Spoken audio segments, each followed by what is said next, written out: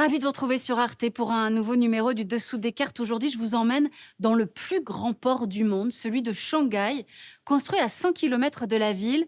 Dans ce classement, désormais, ce sont des ports asiatiques qui occupent les premières places. Les États-Unis n'apparaissent qu'en 9e position, avec le port de Los Angeles. L'Europe seulement en 11e et 13e position, avec les ports de Rotterdam et d'Anvers. 90% du commerce mondial est aujourd'hui transporté par bateau dans ces containers de couleurs standardisés, éléments clés de notre mondialisation, car ces boîtes peuvent aller sur n'importe quel moyen de transport, dans n'importe quel pays. Pourtant, il arrive que cette belle machine s'enraye. Souvenez-vous de la période Covid, quand les ports asiatiques étaient fermés et qu'on constatait en France, comme en Allemagne, des pénuries de produits pourtant devenus banals, comme le papier ou le paracétamol. Le Covid, la guerre en Ukraine, deux crises internationales majeures qui ont bouleversé le commerce mondial ces derniers mois. Tout de suite, voici les nouvelles tendances avec nos cartes. Apparu à Wuhan en Chine en novembre 2019, le Covid s'est rapidement diffusé à l'ensemble des pays en jaune sur la carte, poussant les gouvernements des pays qui apparaissent en rouge à fermer leurs frontières aux personnes et aux biens. Cette fermeture a eu entre autres conséquences de bloquer les échanges commerciaux.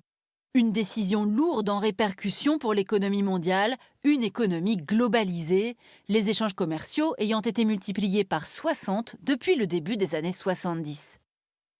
Ce blocage des échanges, outre le manque à gagner, a entraîné de nombreuses pénuries aux conséquences plus ou moins lourdes.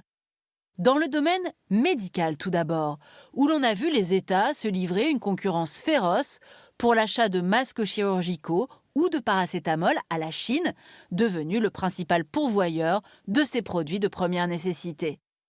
Mais aussi dans les produits technologiques à haute valeur ajoutée.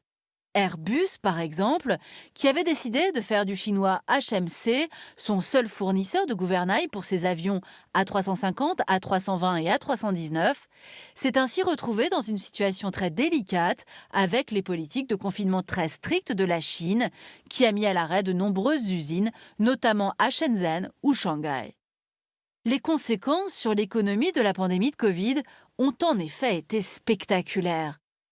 Les échanges de marchandises ont baissé en moyenne de 7% entre 2018 et 2020, avec des différences très importantes dans les différentes régions du globe, moins 14% sur le continent africain et jusqu'à moins 26% en Afrique du Nord, moins 6% pour l'Asie, mais avec des baisses de 20% en moyenne en Asie de l'Ouest, moins 7% pour le continent américain, l'Europe et l'Océanie, la mise en place de systèmes d'aide massive ayant permis à la majeure partie des pays occidentaux de soutenir leurs économies et de lutter contre la pandémie.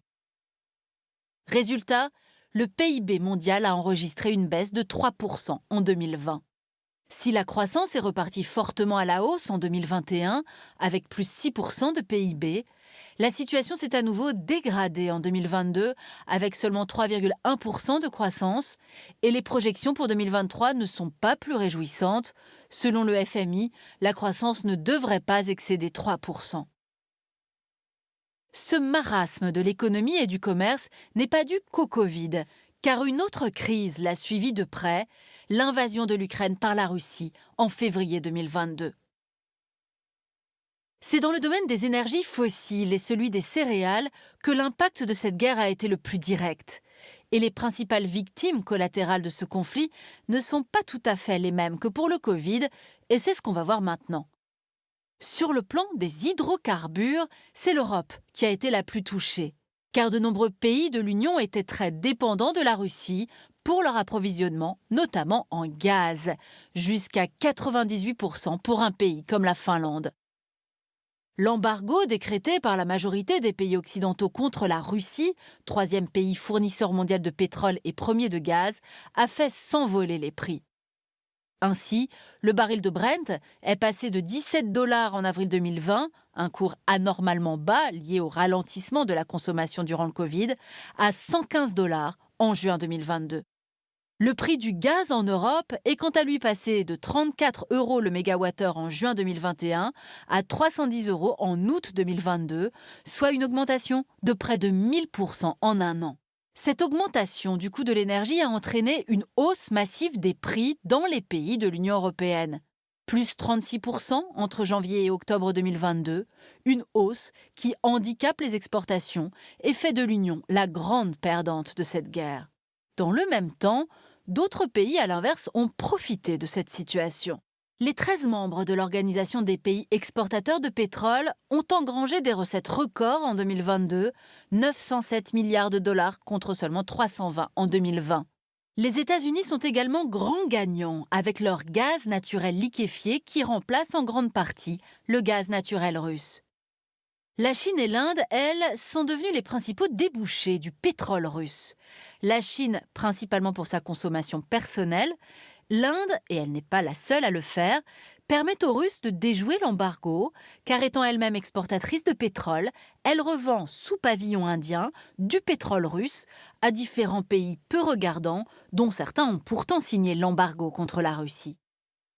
En résumé, le commerce des hydrocarbures se réorganise profondément, les principaux bénéficiaires du conflit russo-ukrainien étant la Norvège, le Qatar, l'Azerbaïdjan, les États-Unis qui ont augmenté leurs exportations vers l'Union européenne, tandis que la Russie a trouvé de nouveaux débouchés vers la Chine et l'Inde notamment. Parmi les grands gagnants de cette histoire, il y a bien sûr et surtout les majors pétroliers, tous occidentaux. En 2022, ils ont enregistré un bénéfice record de 182 milliards de dollars. L'autre impact majeur de la guerre en Ukraine concerne le marché des céréales. Car avant la guerre, la Russie et l'Ukraine étaient deux des principaux exportateurs mondiaux de blé, d'orge et de maïs. L'impossibilité pour l'Ukraine d'exporter une grande partie de sa production de céréales a entraîné une hausse des prix considérable dans une conjoncture déjà tendue par le Covid et de graves sécheresses dans d'autres pays producteurs. Alors qu'entre 2020 et 2021, l'index FAO du prix des céréales était déjà passé de 100 à 140, il a grimpé en flèche à 173 en mai 2022, soit une augmentation de 73% en 2 ans. Pour les principaux clients de l'Ukraine, l'Égypte, l'Indonésie, le Bangladesh, les Philippines, la Tunisie, le Maroc, la Thaïlande, la guerre a des conséquences qui s'avèrent dramatiques. Mais comme pour les hydrocarbures, le malheur des uns fait le bonheur des autres. Les principaux bénéficiaires de cette réorganisation des flux céréaliers étant la France, l'Australie, le Brésil, la Pologne, le Royaume-Uni ou encore le Paraguay. Alors évidemment, ces 2 crises consécutives sans précédent ont des conséquences importantes sur l'organisation du commerce mondial. De nouveaux flux sont apparus, on l'a vu, tout comme de nouvelles alliances et de nouveaux blocs qui dessinent un monde fragmenté où se dressent de nouvelles barrières économiques et où s'opère un découplage de certaines économies, comme on va le voir maintenant. Ce découplage s'accompagne d'un important mouvement de relocalisation des outils de production dans des domaines sensibles comme la santé, dont les failles sont apparues avec le Covid, mais aussi dans le domaine de l'agroalimentaire, l'électronique et des composants essentiels à l'industrie et aux télécommunications. Un mouvement de relocalisation particulièrement massif aux États-Unis, où le gouvernement Biden a par exemple décidé de consacrer 52 milliards sur les 10 ans à venir pour maîtriser sur son sol la fabrication de semi-conducteurs qui viennent actuellement principalement de Taïwan, pays dont la sécurité est menacée par Pékin. Parallèlement à cette volonté gouvernementale, les grandes firmes américaines comme Apple opèrent des relocalisations massives de leur production de la Chine vers l'Inde, le Vietnam ou le Brésil.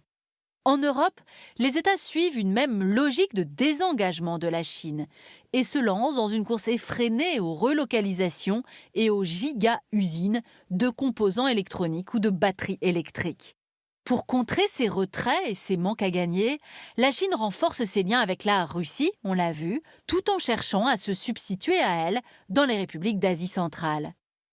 Mais elle se rapproche un peu plus encore d'États amis comme l'Iran, la Turquie, l'Arabie saoudite ou le Koweït. Ces rapprochements ont pris une forme très concrète à la fin de l'été 2023 à Johannesburg, en Afrique du Sud, avec l'élargissement des BRICS qui accueilleront en janvier 2024 dans leur rang l'Argentine, l'Égypte, l'Iran, l'Éthiopie, l'Arabie saoudite et les Émirats. Un nouveau pôle non aligné qui représentera 45% de la population mondiale et le quart du PIB de la planète.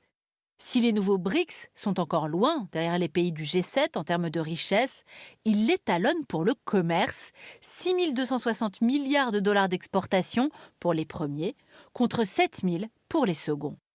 Un poids économique qui pousse les BRICS à vouloir se désengager de l'indexation de la plupart des transactions commerciales sur le dollar.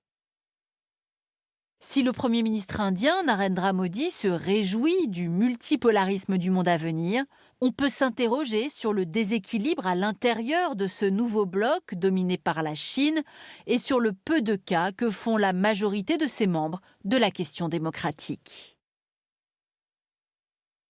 À la fin de l'été 2023, le journal Les Échos rapportait que le FMI s'inquiétait d'un triplement des barrières commerciales depuis 2019.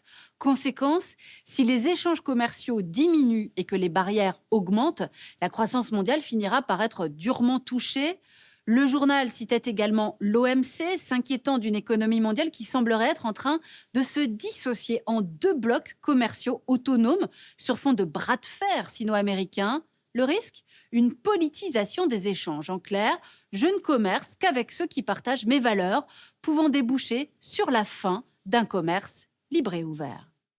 Et pour aller plus loin, ce livre de référence d'un historien de l'économie, Robert C. Allen, Introduction à l'histoire économique mondiale, aux éditions La Découverte.